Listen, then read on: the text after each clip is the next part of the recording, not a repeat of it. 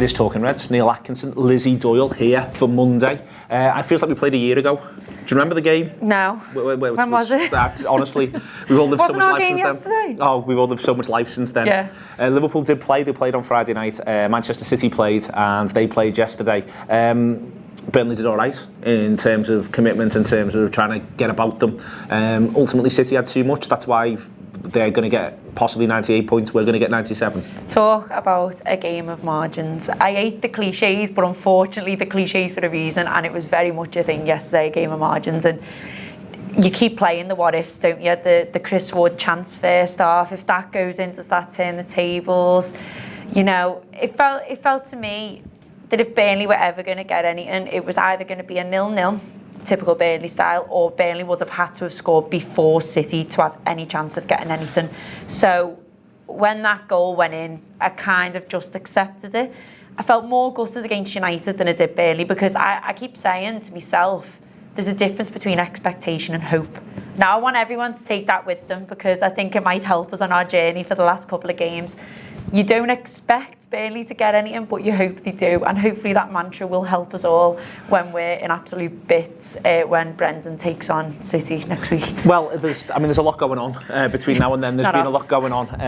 It's one of the things to take away from the weekend is the goal. Did you watch United-Chelsea? Watched a bit of it. Watched the second half. They're bloody rubbish. Terrible. And it's terrible. It's mad, the goal. I watched a lot of football this weekend. I watched Arsenal versus Leicester. Leicester were far better than Arsenal. Yeah. I watched the first hour of Man United versus Chelsea. I only watched City after they went 1-0 up. Right. I couldn't take it at 0-0. So as soon as it went 1-0, I thought I'll pop it on now. I'm the opposite to you, because as soon as it went 1-0, I wanted to turn it off. No, I thought completely the opposite. I can't bear the tension of the enterprise, so that's what I did. But the difference between Arsenal, Manchester United, Chelsea, I didn't see any of Spurs, West Ham, but Spurs went to West Ham and got beat, and Liverpool and Manchester City on the other hand. I mean, it's reflected in the tables. It's a monumental gap. I've never seen the likes, but that's how much better Liverpool and City are to those 3rd, 4th, 5th, 6th sides. Points don't lie.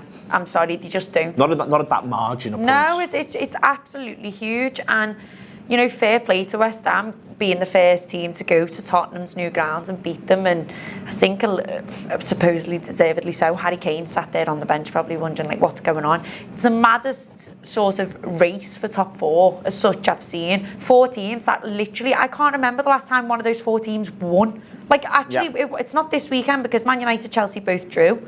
Arsenal got beat, Spurs got beat. Last weekend, Spurs got beat by City. Arsenal got beat by Palace. Spurs beat Brighton on Tuesday, which now looks like a massive result. They beat Brighton at home 1-0 on Tuesday. But you know, what sort of sums it up for me, and I never like to go on about other teams, but what sums it up for me is Man United, the size of that team, the weight behind that team, the history it's got.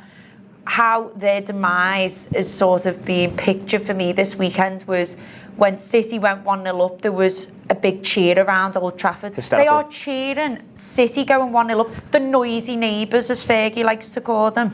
And if that doesn't show a gap, then I don't know what is. The fact that they're cheering so, because they're so far away from both of us, that it's a lesser of two evils for them. And in a way, I always just think as Liverpool fans, we've got to be complimented by it, because you know what, for once the shoe is on the other foot and we're looking going, actually, we're one of the best teams, very, very close in England, and potentially one of the best teams in Europe. In the world. Rob Gutman's shout that Liverpool are one of the best 3 teams in the world is accurate. I think Liverpool are one of the best 3 teams in the world, and you saw bits of that on Friday. I actually think that Huddersfield do well after they go 1-0 down. I thought they were all right. I thought the scoreline actually was... Obviously, we deserved to score the goals, but I think it doesn't reflect actually that Huddersfield were not as bad as a 5-0 defeat, if that makes sense. That does make sense. I think that they're a middle third team. I think they played well in midfield. They kept the ball quite well. They knocked it about, but they're crap in both boxes. The keeper's not very good at all, and they created absolutely nothing. No. I've been pulling some stuff together for our stats show, just sort of looking at that, and with the help of James York and the old race map where you see how many chances that Huddersfield had, just basically as a line at the bottom like this of nothingness, as Liverpool get chance after chance. And I do think there is something in, you know, I mean, Huddersfield are partially planning for next season, which is more than fair enough. I think that's what they're doing there. But also, Liverpool were just, it obviously helps when you're 1-0 up as quickly as we are, but it did just sort of think you were waiting for Liverpool to go into the next gear, and yet again, the fullbacks were phenomenal. Oh, the fullbacks were amazing. There's so much to take out of that game, and I think a lot of talk about Oxlade-Chamberlain coming back, Gomez's return to Anfield, but I think for me, one of the biggest things coming out of that game was Naby Keita for me. And I'm saying he's quietly crept up. Like, each game, more and more is being said by him. And the thing is, what he done in that game is what I've not really seen him do, which is the press. He was running round like a blue arse fly, that lad. And he didn't stop. Didn't stop the whole game.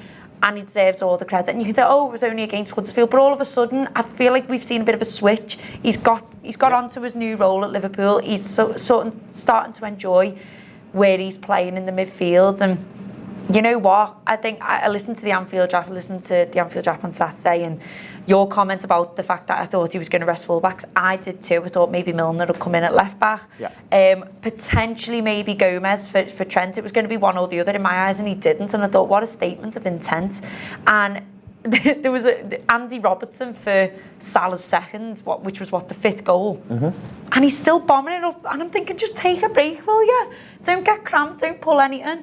Just calm down. And I think he got the official man of the match, Andy Robertson.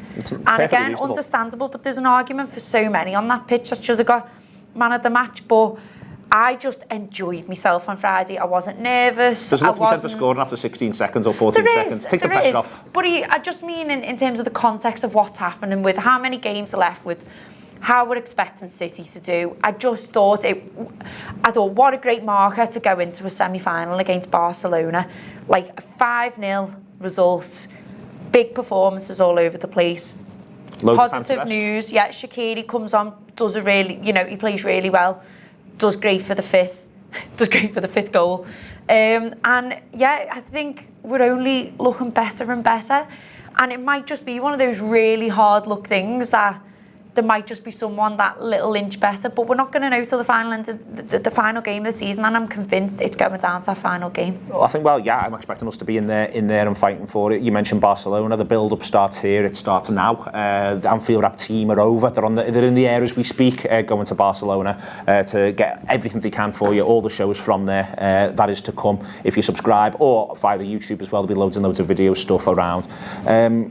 It's huge. This is what we're in it for. I think that Rob Gutman is saying Liverpool are one of the 3 best teams in the world. I think if he's saying that, I think the argument is probably that the other one, us, Manchester City, the third one is probably Barcelona. This is what you get into everything for. This is what these players will be in it for. It absolutely is. And I feel guilty, to be honest, about the Champions League. I have a sense of guilt over the Champions League this season because I've let it pass me by a little bit. Not pass me by, I've enjoyed it. But then I'm thinking, I can't be enjoying Champions League football. Champions League football's nervy, it's knockout, I should be a bit more tense. We're going over to the Allianz. I should be scared, but I'm not. I'm enjoying it. I'm going over to Porto, and we should be nervous because it's a quarter-final to get into the semi to potentially play the 3rd best team in Europe, or our biggest rivals in history, Man United, at the time when we went to Porto. And there we are having a lovely time, just scoring goals for fun over in Porto.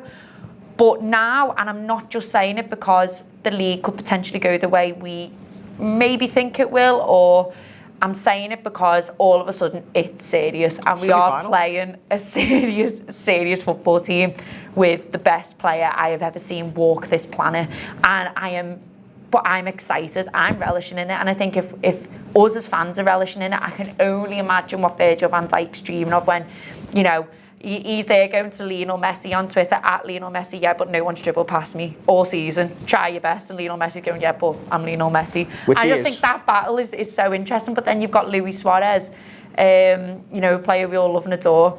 I just can't wait to see these players play at Anfield, but also to see us over in the new camp. And Mo Salah, Sadio Mane, all these lads, Virgil van Dijk, they'll have dreamt of playing in the Champions League for so long. And the Champions League final against Real Madrid was probably a dream come true for a lot of them. But now a semi-final against Barcelona, which realistically we can win over 2 legs, don't care what anyone says, to potentially get into another final it's just incredible. Liverpool are in the big time. This is what the big time is. We still go on at the Anfield wrap today to the coach home. I'm not quite sure I'm talking to. Lizzie's boxed that off. I'm sure they're all sound. We do lower league, where I will be speaking to Juliet Jakes, which I'm obviously stupidly excited about. It's always good to get the old band back together to talk about Norwich and all of that sort of stuff. They're doing an Under the Lights when they get over there in Barcelona. That'll be coming out for you, your first Anfield wrap preview. There'll be loads and loads of specials coming out around Barcelona next couple of days. There's already been one this morning. Yeah, just wanted to chip in there because it's really, really worth listening to. I sat in and produced it. So Gareth Roberts with Tony Barrett and Andy Kelly. It's excellent. It's 07 memories. Big build up to the game tonight. About half an hour long. It really is good, and it won't half get you in the mood. Get you right in the mood. You've got that as well. Other video stuff. I'll be doing a stat show hopefully later on today. We're pulling that together as well. There'll be a preview of Barcelona that they're shooting over there. It is the Anfield wrap. It is the hardest working team in show business. Subscribe.